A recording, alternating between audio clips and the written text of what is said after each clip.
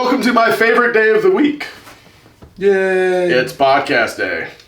And seriously, on this day, I could do this for the rest of my life. On this day. On one day. Not every day. Not every day. On one day of just giving myself and my time to doing this. This actually brings me a lot of joy. A lot of happiness.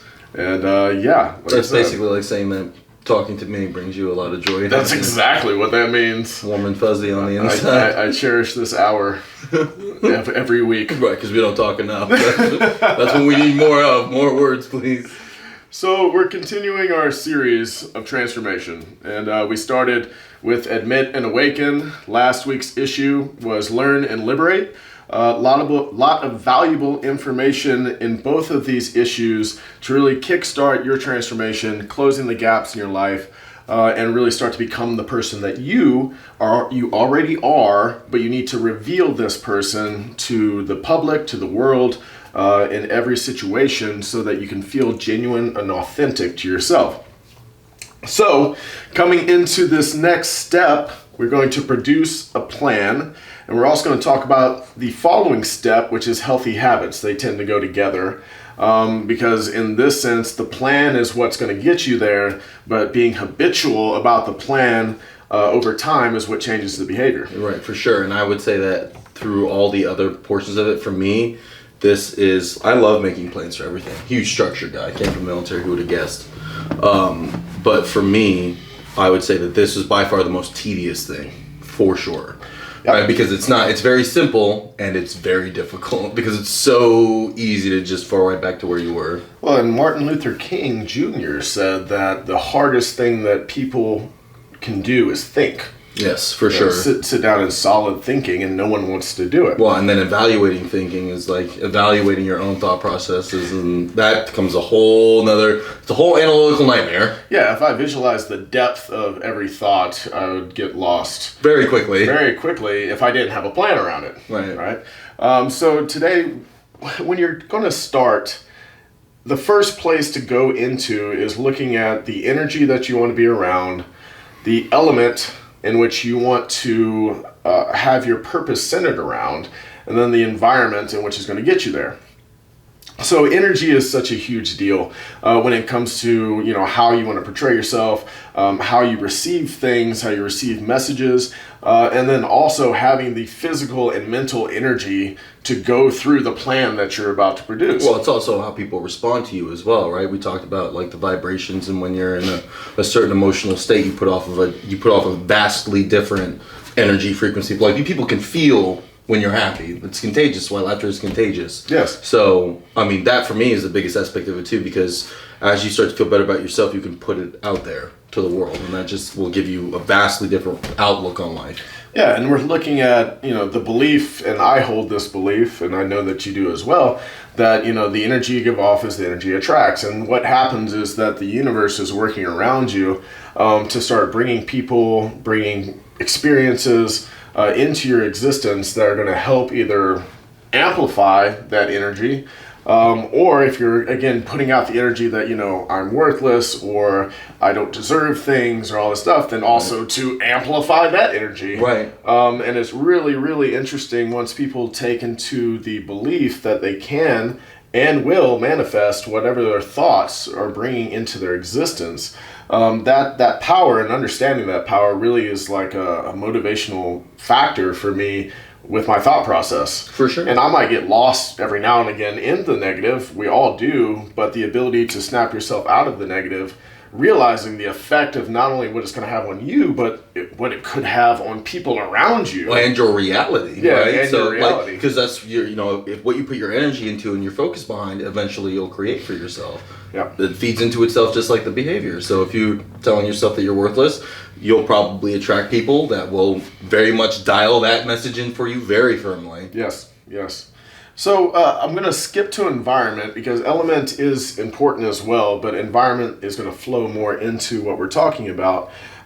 Creating this environment, if you don't already have it, and when I say creation, you don't need to be the creator of the environment, but you need to create and visualize the environment that you want to be a part of. And again, we're talking about energy attracts. If you start to think about these are the people that I need to be around, your actions are going to follow your thoughts.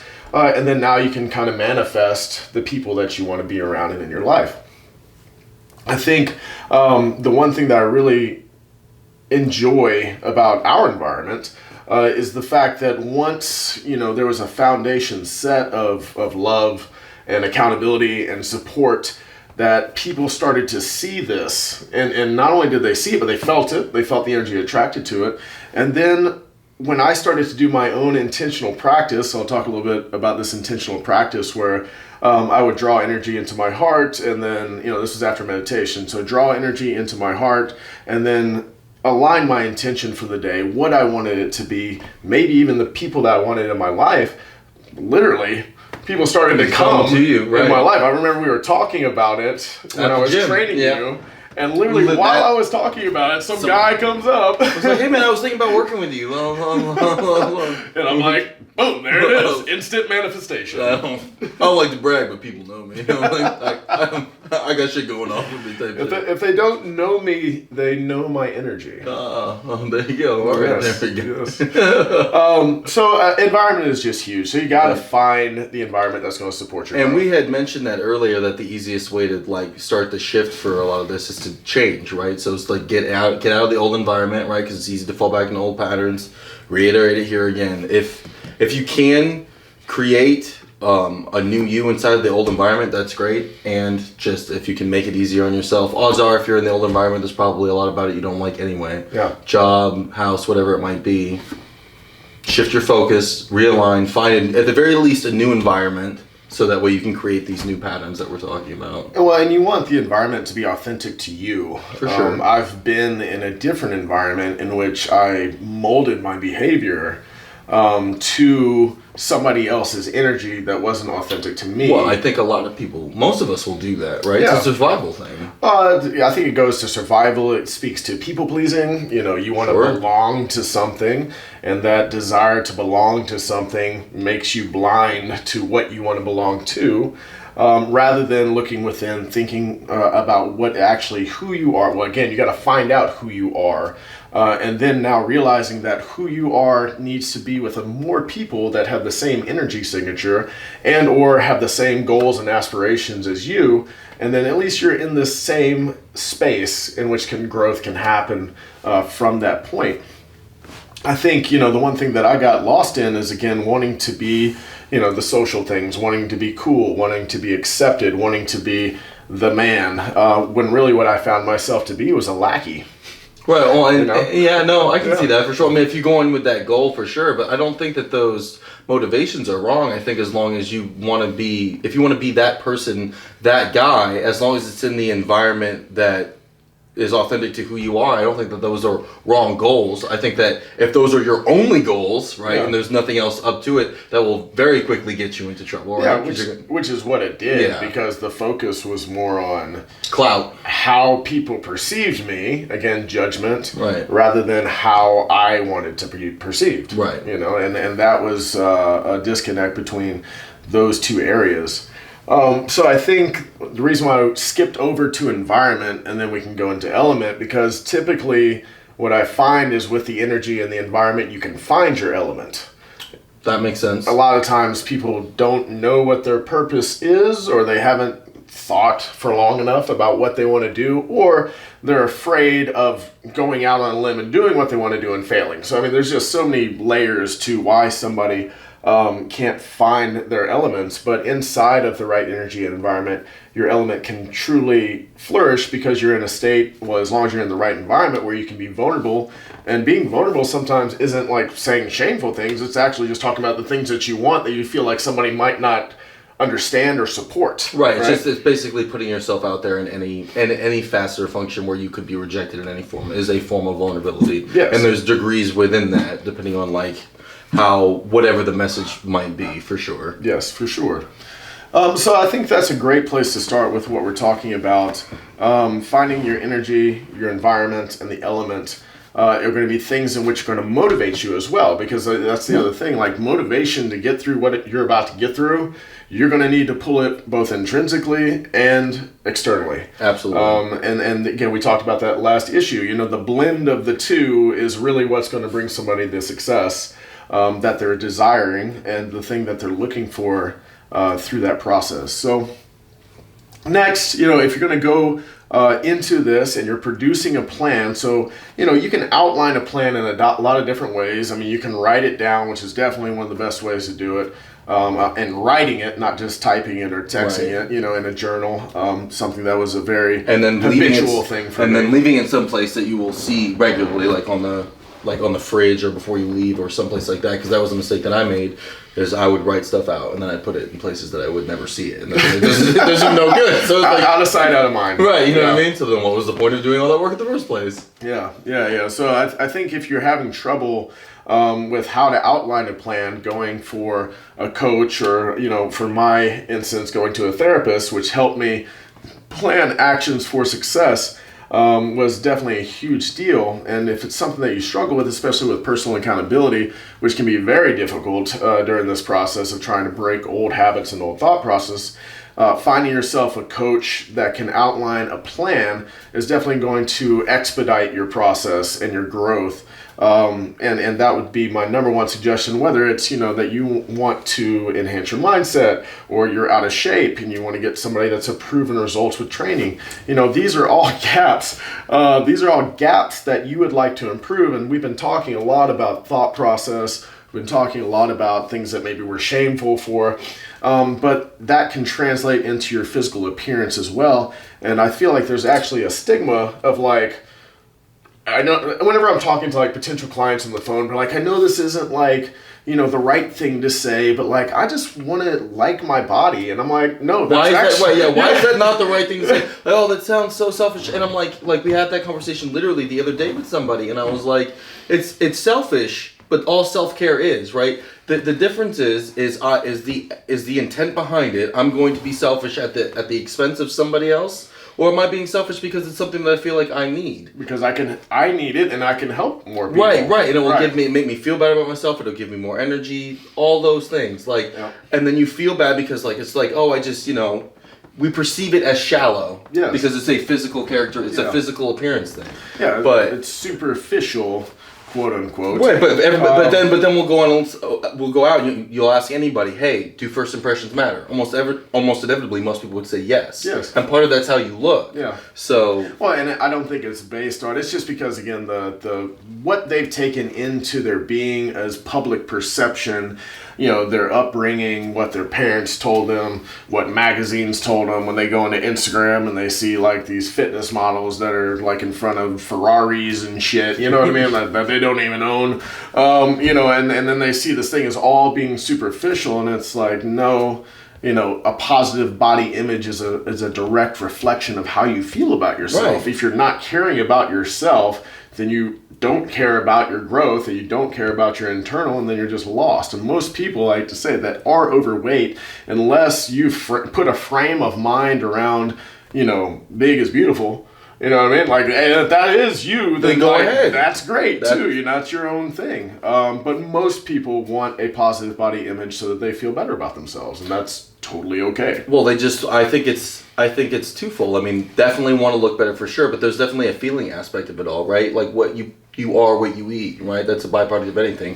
What you pull out, what you put into anything. So if you're constantly eating fast food or just a bunch of stuff that's ridiculously processed, I mean, you can't tell me that you feel as good as you possibly could. I mean, you might not know just because you don't have a frame of reference, but realistically, you're putting absolute crap in your tank, so that's the results that you're going to produce. Yeah. Period. You put crap in and you look like crap. Right, so, I mean... Energy attracts. So, if you're having trouble, again, producing a plan for success, going and getting a coach would be a wonderful thing for you to do. And the fastest. Money chops time. That's what that's for. Well, Tony Robbins always says, how do you turn decades into days? Getting a coach would definitely help you with that. For sure. Instead of, going crazy in your mind with your own internet research, which we talked about last week, but that's a skill in its own to be able to decipher through validity. Right, but then even then, if you have part of the beauty of having a coach in any regard is you can bounce ideas off of them in the moment about things that are happening, right? So if you're doing this on your own, even if you're great at researching, you still don't have a way to bounce off, because there's no way that everything on the internet is going to cover everything that you need to have, right? Because your situation is so incredibly unique that it'd be very, you'd find things that are similar, but it'd be very hard to find the exact match of what it is you're looking to achieve. Yeah. So it'll give you a blueprint, but not like a baseline blueprint, but not all the details therein, and you have no way to bounce anything off anybody if you're doing it by yourself. Yeah, and if I know anything from being a coach, it's that, yes, you can write down a baseline plan that will work based off of variables that I take in, and then I make the plan for you, but the coaching part is coaching you to the plan. Right. So the accountability of what it takes to actually get through the process, having the foresight to tell them the expectation of what's going to happen maybe in the first couple of weeks, relieves their brain of the uncertainty and the anxiety of like, how is this going to work? So that's the intricacies of coaching to the plan. I don't mean this in an offensive way, but I feel like a monkey can write a diet plan, and honestly, a algorithm can write a diet plan. Awesome. That you can do that. You can go buy something for like $30 a month, getting a set plan. Who's going to hold you accountable to the plan? Who's going to help you understand your body while it's changing? And how, right, and realistically, depending on how fine-tuned they want their body to get, like how well can that algorithm tailor it down just based off of just like numbers, you know what I mean? They can't look, they can't see, I don't know. Maybe 20 years from now, bro. Maybe, but not right now, right? So that's part of the beauty. Like there's no program that we do that's the exact same, right? Customize it to the individual. I love your mini chat bot, dude. Same thing. Yeah, Skynet is coming. It is, yo. Be aware, and we're the catalyst for it. It's gonna happen, man. Take it over, bro. Okay, so what we'd like to do is, hey, if you don't want to go hire a coach, you can just listen to this issue, because we're going to outline now a lot of different habits that you need to put in place that'll be a part of an overall plan for success when it comes to, again, closing this gap and transforming your life. And this is not everything.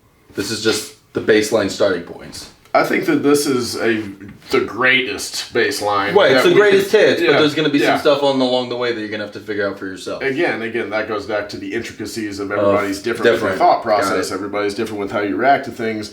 Whatever your limiting beliefs are that you haven't stripped down yet that are preventing you from getting over your hump. All sorts of different things. We're just giving you a baseline. So we're going to talk first about self-talk and positive affirmations. Which is huge, and I'm gonna let you run with this for a little bit. All right, so for self-talk for me, the first thing that I started doing, the very first thing that I started doing was after listening to Les Brown on from a motivational speaker standpoint, and he said you need to get up every single day and look in the mirror and say good things are supposed to happen to me.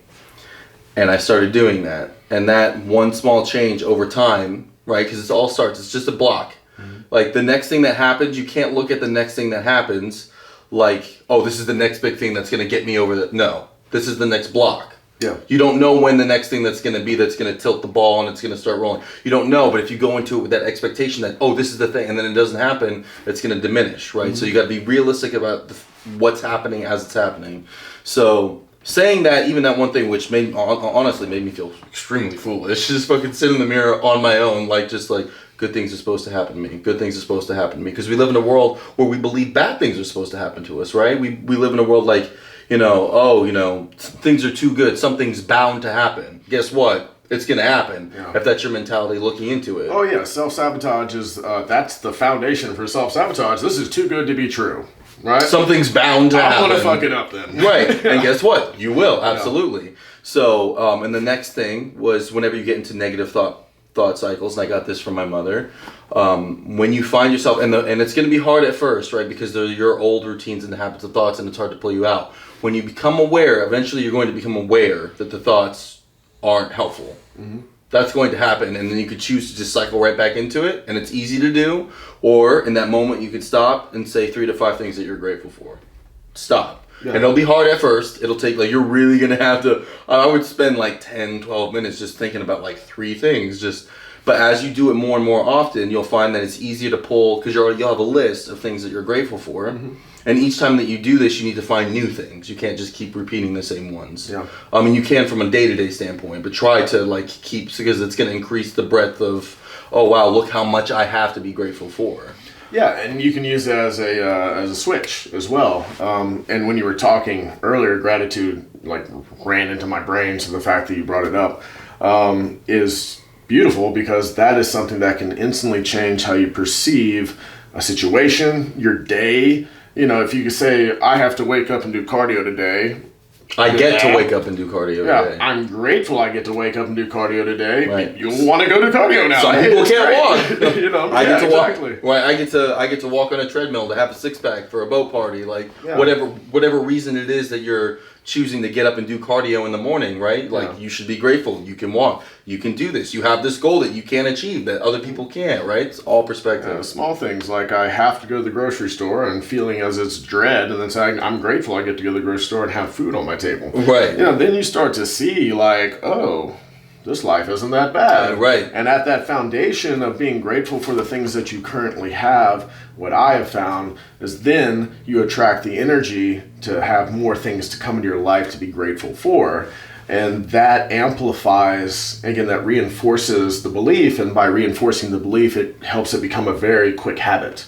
Right. Seeing such quick results. And I think gratitude is one of the things that will produce very, very quick results for you if you are consistent and diligent in doing a gratitude practice. For sure. And one of the metaphors that I actually heard that I really liked, that stuck with me, was when if you had a child and you got a child a toy and he was ungrateful for that toy, you wouldn't get him another toy, right? Yeah.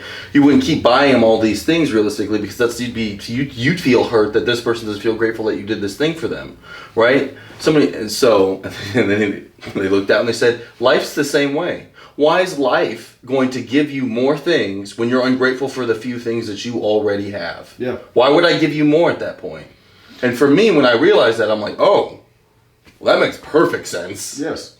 Yeah. Absolutely. Why would the universe and all the energy around me decide that it is important for me to have all these things that I want when I'm not even thankful for the few things that I'm getting that I need? Yeah. I mean, when I think about my past relationships and they've failed, the time in which they failed is when there was a shift. There was a shift from good emotions, love, even gratitude. Even though I wasn't expressing it, I didn't express gratitude prior to, a couple of years ago. But I guess I felt the emotion without putting a word to it. And then there was a shift where the negative thoughts started coming in, and those negative thoughts were fed. And then the person that I was with fed into the negativity, all the way to the point where I was doing things for the other individuals, for my significant others, but it had spiraled down so far into a negative space that something that should have been approached with gratitude couldn't even be said. Right? You couldn't even put the energy and the effort to actually turn that around.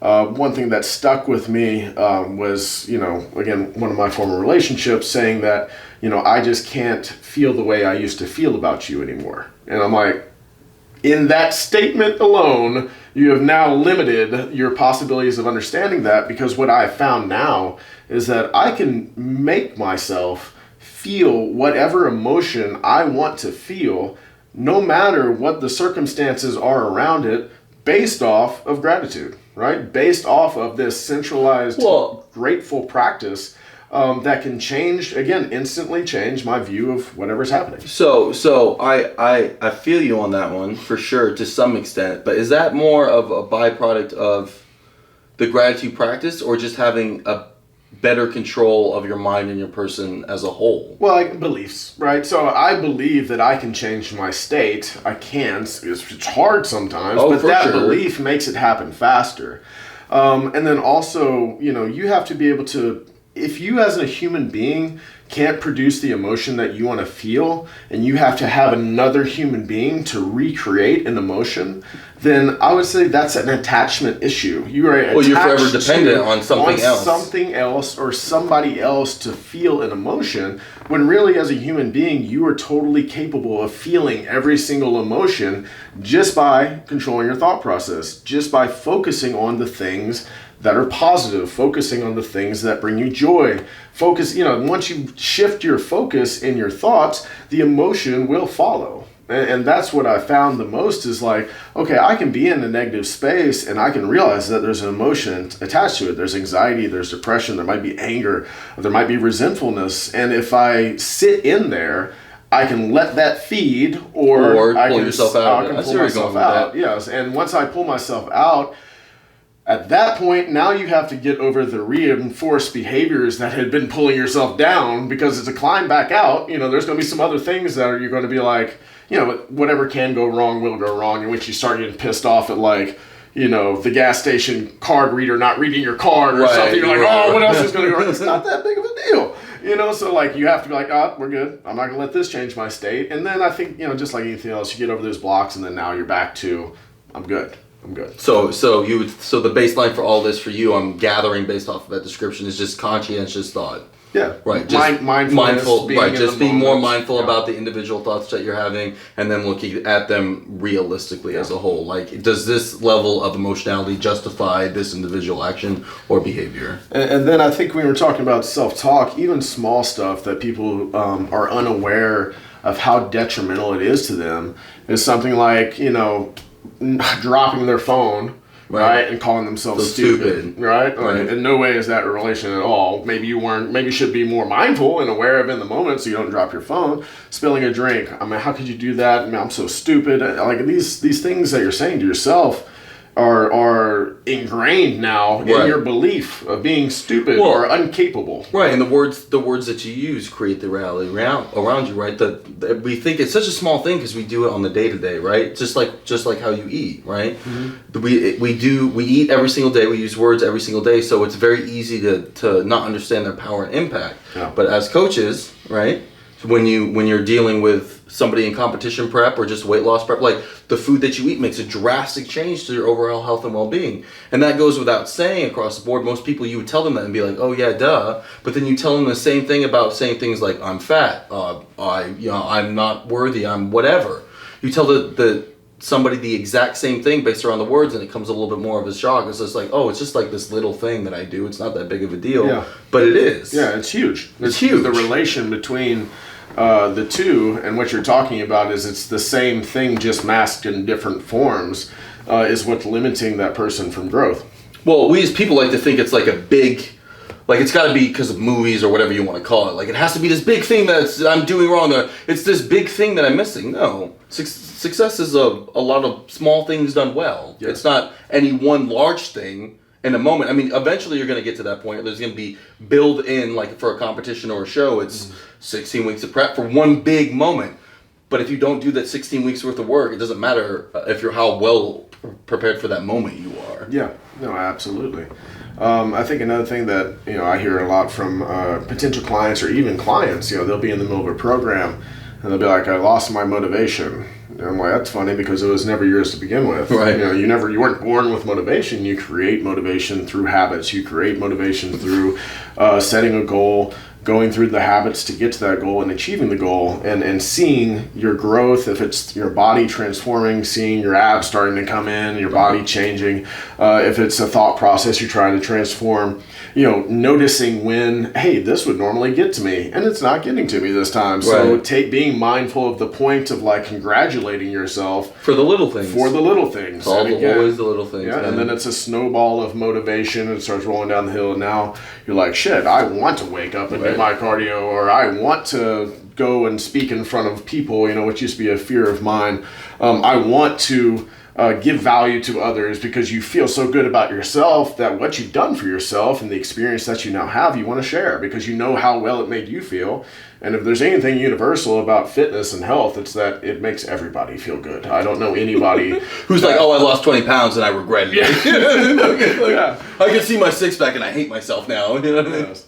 So something that I even flipped into was incantations. So for me, I had a lot of anxiety about performance, sexual performance, because of the pornography addiction, because of the way that I framed, and even more so, I'm going to talk about this a little bit more. It wasn't because of the pornography addiction. It was because of how I framed my own view of the pornography addiction, and inside of that framing, which is sex in general, which is what I started to understand, is that the thought process build up to that point is what was causing it, right? And I was still blaming a certain source, which there's actually some neurological things that are happening with neuroplasticity, which is true, but then for me to change that neuroplasticity, it was the thoughts that changed it.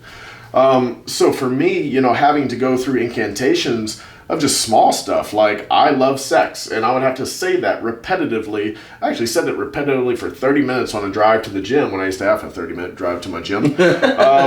Just over and over and over again. It's so funny because teenage boys do the exact same thing to themselves every single day. I love sex. I'm sure. Oh no, absolutely. I reverted. Right? Look, and sometimes you just got to take it old school on that one. I reverted to puberty. But really, no. The goal was to, and the goal of incantations is that by verbalizing it takes away the thought process. Right. So if you start saying something repetitively over and over again, your thoughts now are released. Like, you can't even think because you're intentionally saying something, you're speaking it into existence. And it's very similar to, a mantra in transcendental meditation, which we'll have a whole issue about transcendental meditation and the impact on life. But repeating a word, basically, to take your thought process to a place where you want it to be. Well, it's the flip side of the coin that we were talking about earlier. All those negative things that you're saying about yourself whenever you have a response that's not what you wanted, like spilling a drink or whatever it might be, can be used. The flip side, like what can be used for bad can also be used for good type thing. Right? So you can still use it to recode yourself in a positive manner, the same way that you can use it to code yourself in a manner with which makes you feel awful about yourself. It's just the words you use depend upon the intent that you have. So you really have to be careful and conscientious, mindful about the intent that you have going into each day. Back to just real quick, motivation. I think it was David Goggins. He's like, motivation is like bathing. I recommend it daily. Honestly, I don't know if it's Googans or Goggins. Goggins, yeah. You know what I'm talking about, though, that like the badass special forces guy or whatever. Yeah, I heard him say that in the interview, and I was like, yo, well said, sir. For sure. Well, and sometimes it's hard to even verbalize how you feel. So, performance anxiety, coming into that, it's just your now conditioned response to a situation. And any fear is irrational, and this is definitely irrational. I mean, you're going to be afraid of intimacy, and I had built that up over time with my thought process, and going to that, I never said I hate sex. You know what I mean? I never said I'm afraid of sex. I never said anything like that. It was just, I now understood my conditioned response, and it was fear. I'd admit that it was fear and anxiety towards something. Right. So, but is that fear realistically? Is that irrational? I'm sitting here when you say that, and I'm thinking about it, and I'm breaking it down. And to be honest, there are a lot of fears are. I don't know. I think it's unfair to that as a whole, of the people it might be dealing with, to say that's irrational. I don't think that it is. I think fear of intimacy is one of the few fears that I think is actually completely rational. I'm not saying that gives you a reason or an excuse to sit in it. Absolutely it's a very not. vulnerable space. Well, that's what I'm saying. That's going to be the most vulnerable space that realistically you're ever going to be in, right? Especially if it's somebody that you care about, like you're both in a space where you're bare together, right? Yeah. That can have very serious implications if the person does or behaves in a manner with which, like, that's a quick way to get yourself into shame fast in a hurry if you reject somebody in that state. Right, so so I don't think that's irrational, right? So some fears are. I don't think that one is. Well, I would say that that was the baseline, is that I had to actually get over post my divorce. Was I had lost relationships because of intimacy issues, which stemmed from neurological change of how I perceive sex, and again the physical change from conditioned use of pornography as well. And just to throw this out there, this is when you know that you've changed your chemistry. If there's anybody out there that is watching porn consistently and you're finding that you can open up your laptop and start to get a hard-on, but physical touch, it's harder for that to happen, you've literally changed your pathway of what your expectation is and what feels safe. And I remember actually one time, I would say fail because I held myself to a standard of not watching it. I had watched it, and I had noticed how I was when I was watching it, which was I was in a safe space. There's nobody else. I felt completely calm, right? And it was that realization of understanding that it's not that what is inhibiting me from performing is not that I'm watching something, it's how I feel while I'm watching it. It's like a safety and the blanket. Feeling of being calm and in a state of desire is that feeling that I need to translate with another person. And once I actually, it was actually the last time I watched it. It was very eye opening for me because I was like, I'm not nervous. I'm not anxious. I'm not. And that's anything. all. And that's how you were feeling from before when you were with another person. Somebody. Right. Yeah. And well, and again, fear of rejection. I talk about like what happened was I lost relationships from people that I cared about, and in my head, I had related the loss based off of my inability to perform consistently, and that shame and rejection and guilt that was around it created this fear going into it that like, and again, this is recent, that I wasn't going to be with anybody else for a long period of time because after a while I might slip or I might revert, back into old habits. And that fear is what kept me from being close to somebody. To keep everybody at arm's length. Yeah. Eventually I'm going to disappoint them because eventually I'm going to go back to the person that I was and self-sabotage through. So that amplified the anxiety and the fear, because now not only am I thinking, oh, I don't want her to be disappointed,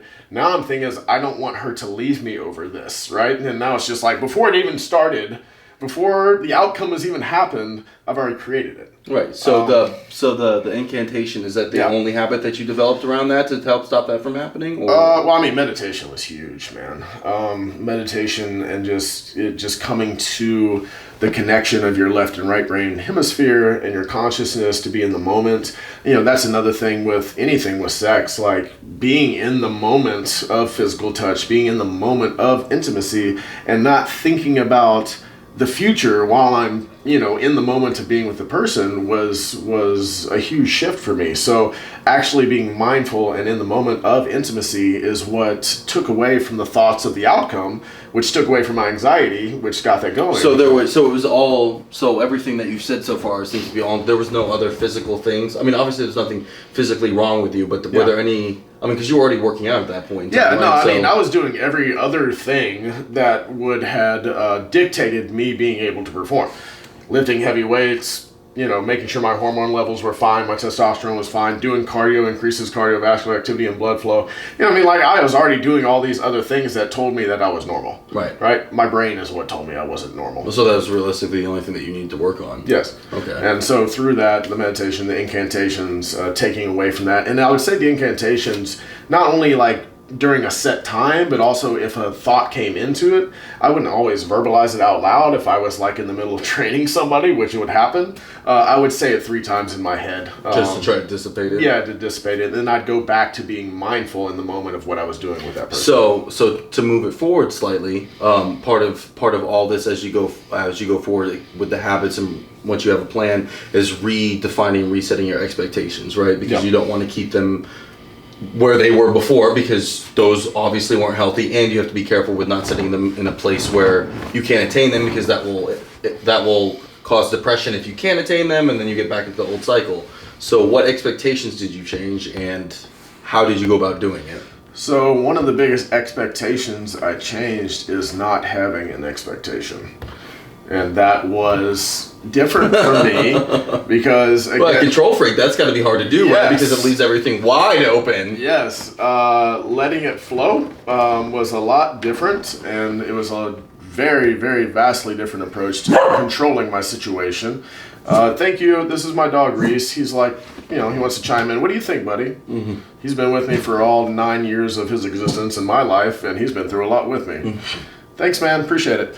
So what I was going back into was, when we talk about this shift of not having expectations, it was something from I read, again, going back to the Bhagavad Gita, which is to act without detachment from the outcome, or with detachment from the outcome. So the outcome, going and thinking so far into the future about all the different situations and scenarios that can happen based off of, in this situation, perceived failure, was dictating all of my actions up to that point. So if I eliminated the outcome, then now I could just be in the moment and simply do. So the overall expectation definitely was diminished.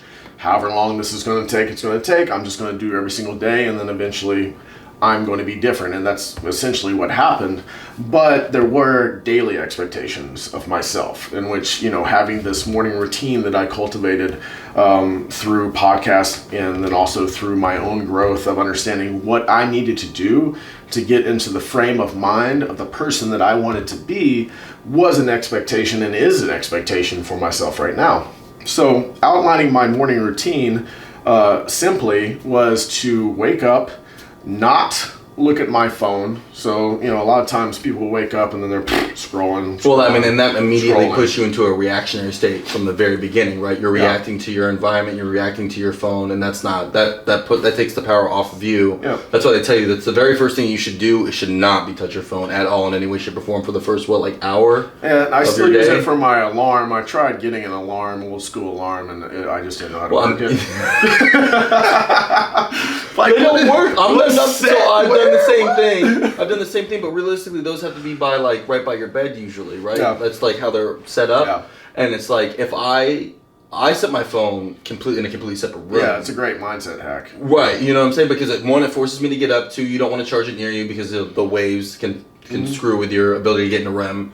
But I get up, I turn off my phone, and then I don't look at it. Yeah. That's the first thing I do in the morning because it forces me to get up out of bed to turn off the alarm. So, perfect, man. Mindset hack, put the phone on the other side of the room, makes you get up. Then, don't let your brain rationalize getting back in bed. Keep your ass awake. Keep moving. I just ate 30 more minutes. No, so wake up. I would immediately take my dog outside. If there's one thing with us human beings in modern society is that we live in a box, we drive to our box in a box. Right. You live your life in a box. And then you have a cylinder to change state. Yes. So Tony Robbins, baby. Yeah. So going outside and being in your natural state is always great. Luckily, I have a dog, Reese, who you just met. So I would take him outside. I would breathe in oxygen. I would, a lot of times, actually, I wasn't doing this. This is new. My autoimmune coach, Christina, she was like, go outside barefoot, walk in the grass, ground yourself.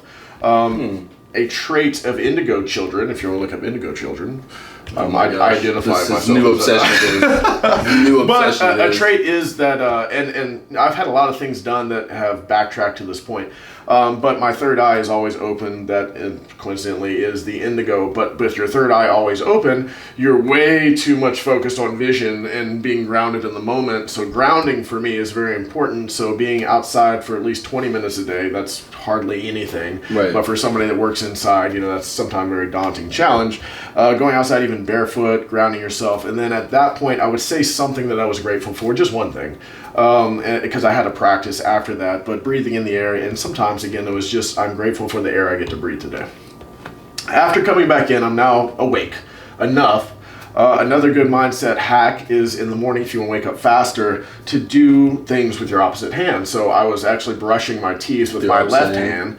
And that would stimulate. I could feel myself be stimulated, just by doing that. There's also, when you're going outside, if you're going to do that kind of thing, there's also different breathing techniques that you can do that are supposed to help with that. I haven't really done anything with that, but I've read about it. I had to do that as well as a practice, actually with an essential oil. So I was going through a process of called Evox, and Evox is really cool. Essentially what I would do is speak into a microphone, and I had to speak about my painful experiences, actually get myself into the emotional state. The microphone would pick up on my voice and the hertz of my voice, and once it got the correct emotion behind me speaking, it would then blast in headphones sound waves of love and joy, which all also have their own hertz. I can't remember the exact number. And what that did was it changed my emotional state to my old painful thought, which was really cool. To lock it in, I would have to use an essential oil. Each one had a main focus. And then I would have to put the essential oil onto my hands, breathe it into my nose, and then put my hands over my head, and then imagine every time I took in a deep breath that light was filling my body, going all the way down to the ground. And I would do this outside as well. So it's just deep breaths, and as I was breathing in, light would come in as I breathed out. I could imagine whatever color I wanted to associate with the painful experience. For me, red was that The color. most common. Yeah. So that was a good breathing exercise that I would do. But after coming back in from outside, I would immediately sit down and do transcendental meditation, which is a mantra-focused meditation. I've done breath meditation. I've done mindfulness meditation, which is just being in the moment, identifying you and your current being. But there's nothing that I've found better for myself personally that works as mantra meditation, because it's a focused word that you get to say in Sanskrit, which is very beneficial for us in the Western world, because although I know what my mantra means in English, the fact that I'm saying something that isn't English doesn't influence my thoughts to, influence the entire meditation. So it's a wonderful way, just like incantations, it's a wonderful way to take your mind off your thoughts and allow yourself to get into a blissful state. Not going too far into it, I would do that for about 15 minutes. And then after, I have 3 set things that I do intentionally. One is the intention extension, identifying your intention for the day. Again, like I said, drawing the energy in your heart and then expanding it throughout the world. My energy color is blue. Indigo child. But after that, man, I would go to visualize with gratitude. Right. So actually visualizing what I want to do with my life. For me, public speaking, is something that I want to do. Also, I have this one vision of writing a book, which I will do. And I have a vision of a guy, I don't know who it is just yet. I'm at a book signing, and he just is very grateful for my vulnerability of bringing things to light that helped him. Right. So it's just this small so it's basically individual moments that you want to experience moving forward. Yeah. And it's something that's genuine to what I want to experience. Right. And then after that, it's the actual grateful practice in which I actually express 5 things that I'm grateful for. Okay, so we just said a lot, and with regards to like the morning routine and all that other stuff. So what I got, simply put, is the expectations need to shift from anything that's outcome based to behavior based, right? Yes. Because you can control your own behavior. And then from there, you need to create basic routines. The first and foremost important being a morning routine, because it's what sets the tone for the entire day. And definitely having one at the end of the day can help with going to sleep as well. You spoke on this briefly, but I would like to reiterate one for me, because this is something that I've struggled with the most. And I briefly mentioned it in one of the previous issues, but it was not being attached to a time. Right, because our brains will naturally, okay, I need to do this by X time period, right? Because we want to have measurable points to which we are accountable, and that's great because it does help you push things forward to some extent. What society has dictated as well.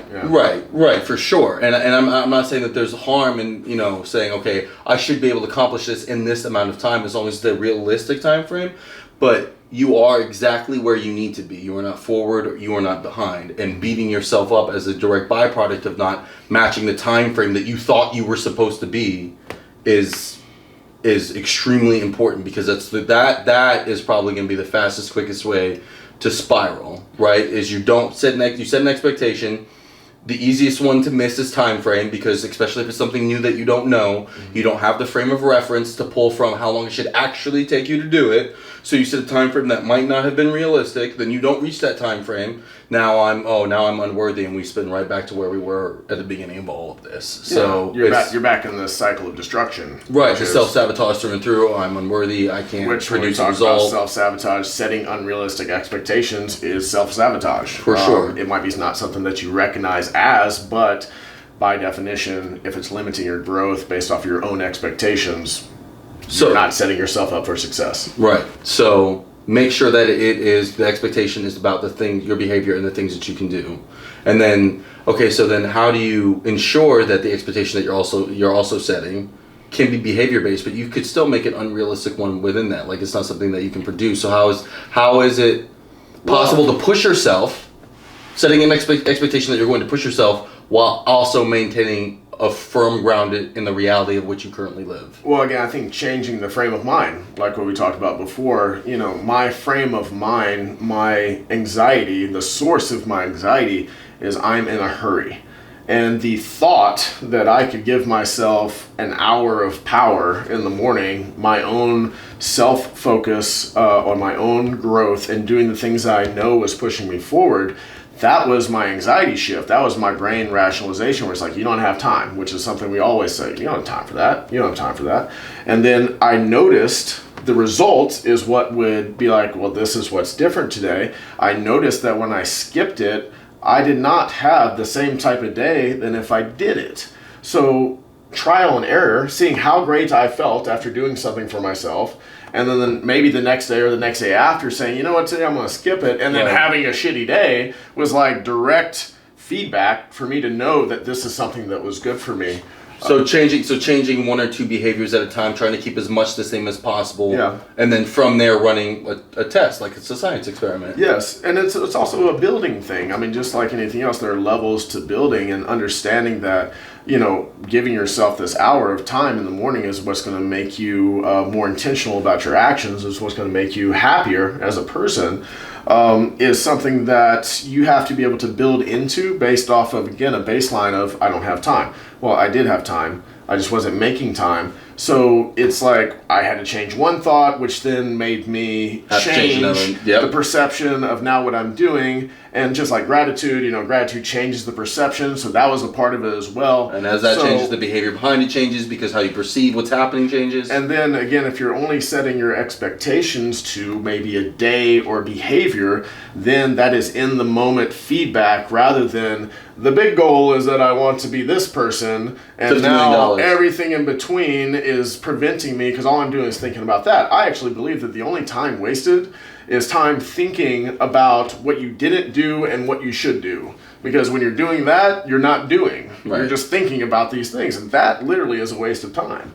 I would say there's a time and a place for it, but if it's distracting you from actually achieving your goal, then it's back to the balance thing, right? You don't obsess on any one thing. Is it important to have like a baseline thought process about like the way things are projecting and how to try to anticipate things that are going to happen before? Absolutely. Is it beneficial to sit there for 30 to 40 minutes to try to anticipate every outcome of every solution in any possible scenario? No, because you're never going to be able to cover that spread, ever. But you should have known. Oh. How could you not have known? Yeah. Why are you not more like Jesus? So being in the moment of your life is definitely something that people in general struggle with. You know, there's so many different times in your life that you can go on autopilot, and I found the times that I went on autopilot were the times where the unhealthy habits would come back into play. For sure. I mean, for instance, driving. I think most people do most of their thinking while they're driving, and they don't realize that during that time, you know, you might be doing something detrimental to yourself subconsciously that you don't understand. For example, for me, when I would drive, definitely during the painful experience that I was going through, like I would be internalizing and thinking about all these different things, and I would find that some of the actions that I used to do, like chewing my fingers, I would like find myself with a finger in my mouth, and like I don't chew my fingers anymore, but I would still be doing it, and then I would notice that I was doing it, but what dictated it was being lost in thought, and now my actions, I don't even know what I'm doing physically because I'm not physically here. Right, you're not being mindful about the things that are happening around you, and so you're getting into old habits. So what I had to do, based off my therapist, was actually counting colors is what it is. It's a mindfulness practice. So you find yourself lost in thought. Okay, I need to find 5 things that are blue. And now I'm just like driving and I'm like, blue, blue, blue, blue. What to do? It took me out of my thought process. And now I'm in the moment during a time in which normally I'd be lost in thought. And then that shift right there allowed me to, again, be more intentional and aware of my thought process and being in the moment. That's a good little trick. I'd never thought about that. And you could do that with anything, right? Like, you know, start counting, right? Find letters. You can literally do that with anything. Anything that's going to realistically pull you out and force your brain to actively complete a task would be beneficial in that area. I remember when cars used to have the wood on the side. Me and my friends when we were younger played the Woody game. So like we would be driving and like... That's funny, me and my girlfriend play that same game. Ooh. Well, that's also a fun game. But as a child, in the pure sense, what we were doing was being mindful because we were looking out for a car that had wood on the side. You say, Woody, there was a bad result, though. The bad result was that, you know, you got punched. Oh, so, you know, that was one of those things. So, you know, I think that in the end of the day, what we do with our time is dictated by about how you want to be intentional with your time. And during this time of transformation, absolutely, you need to be intentional with the things that you want to change. You need to be aware of your thought process and let that dictate the actions that come from your thoughts. I think which is the origin for everything. I think through this whole process, the whole name of the game is just being more intentional about literally everything you possibly can be. Period. Dot. Yeah. Right. Not just your thoughts, not just your actions. Not just what you're ingesting, right? That's something that we haven't really touched on too terribly much of, but like what you put into your head, right? Yeah. So that's why listening to stuff like podcasts or finding somebody that you find to be inspirational or just like a different way of thinking as a general rule is usually going to be pretty good input to help start shifting your mindset, right? Yeah. The things you listen to, the things that you put in absolutely are going to have, it's food for your brain, essentially, more or less. Yeah, the books that I read that were the most profound were the things that I had never heard before, right. But it was also the things that I was missing out of my life that I needed to progress. And that's the other thing. We get so wrapped up in what our reality is, and then bringing something new into the reality, especially with the dogma of religion, with the expectations of society, like all these different things that we're raised in a box, and then we want to get outside this box, and the only way you can do that is by being open to and bringing in new knowledge and experiences that you maybe would have discredited before. For sure. So this has been probably the best conversation that I've had in a long time, and it only happens on Mondays. In our hour of power together. So, basically what you're saying is Since all the conversations that you have with me are shit except for this one. Yeah, no, awesome. I was saying, perception. I could choose to take that as a compliment or an saying insult. Long time. Because it's only been a week, and you left me over my birthday weekend. Well, you want to know what? Oh my god, such a drama queen. This dude is such a marshmallow. Don't let his muscles fool you. He's soft. But I will commend you for sticking to your word, which is something that I very much admire about you. I mean, if that's all you have, man. At the end of the day, take all the money out of it. So today I'm going to end this with a quote, and it's original to me in the way that I thought it. I'm not going to quote anybody from this. What? Yeah. Alpha Pump original. I'm going to say it's an Alpha Pump original, but if somebody finds something different and wants to call me a plagiarist, I didn't know. Ignorance is bliss. More or less. No, it was something that I experienced through my time and not knowing yourself. And what I've found is that the heaviest baggage to carry are the unanswered questions. So we're trying to go through our life and we don't know ourselves or don't know the outcome. Like all these I don't know is actually what weighs you down more. And like what we talked about, having those expectations being set to behavior rather than outcome completely changed the way that I perceived myself and also the way that I interacted with the world. And now I don't feel like I'm carrying rocks and weights behind me as I'm trying to move forward. Now moving forward has become something that is easy. Is that a result of not carrying rocks or just being a stronger individual? Both. Right? Chicken and egg. I lift more weight so that I can carry the rocks. But now I don't have the rocks, so now I'm like going to fly. Right. Like Superman. Super, right, yeah. Yeah, one day I'm going to do that. Oh, maybe. We'll see. Probably not. Don't limit me with my belief. Probably not. It's okay. I'll have you jump off the roof and see what happens. So, remember that, guys. Answer your questions. Leave your baggage behind. Become the person you want to become. And stay super.